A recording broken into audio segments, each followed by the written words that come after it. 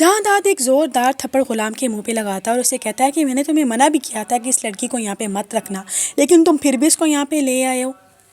उसी टाइम सुंदरी गुलाम के आगे आके खड़ी हो जाती है और जहांदाद को कहती है कि आपने जो कुछ करना है मेरे साथ करें और गुलाम को हाथ भी लगाने की कोशिश मत करना।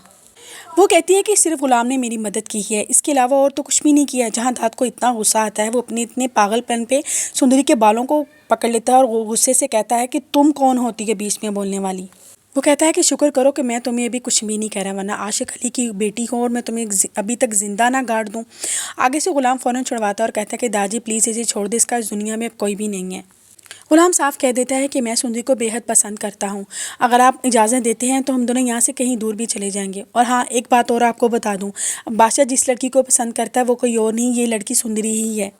वो कहता है अगर सुंदरी बादशाह तक पहुँच गई तो बादशाह हर कीमत पर इसके साथ शादी कर लेगा। जहांदाद के लिए ये बात बेहद शॉकिंग होती है। जहांदाद उन्हें यहाँ से जाने की परमिशन दे देता है और कहता है कि दोबारा मुझे तुम्हारा यहाँ पे चेहरा नजर ना आए। गुलाम जल्दी से सुंदरी और अपनी माँ को लेकर गाड़ी में बिठाकर यहाँ से कहीं दूर चले जाते हैं। अगले दिन बादशाह गुलाम को ढूंढने के लिए निकलता है तो जहांदाद उससे मिलता है, उससे कहता है कि वो अपनी माँ को लेकर यहाँ से कहीं दूर चला गया है। उसे किसी लड़की से मोहब्बत हो गई है, वो अब इस लड़की को यहाँ पे इस हवेली में नहीं लाना चाहता।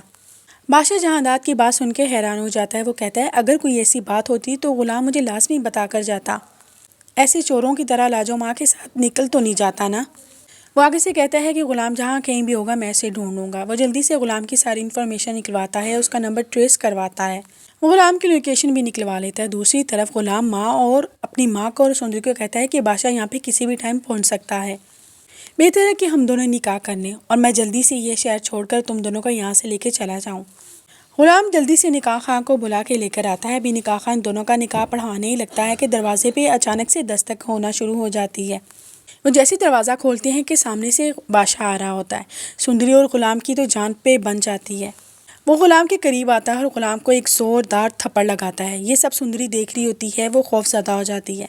उसे कहता है मैं सोच भी नहीं सकता था कि तुम मेरे आस्तीन के सांप ही निकलोगे। वो उसे कहता है कि तुम्हें पूरी दुनिया में सिर्फ यही लड़की मिली थी मोहब्बत करने के लिए। आगे से गुलाम कहता है कि बादशाह गलती माफ़, मुझे नहीं पता था कि वही लड़की है जिससे आप मोहब्बत करते हैं। वो गुलाम की कुछ नहीं सुनता। वो जल्दी से गुलाम को, सुंदरी को और गुलाम की माँ को अपने साथ गाड़ी में बिठाता है और उन तीनों को लाके हवेली खड़ा कर देता है।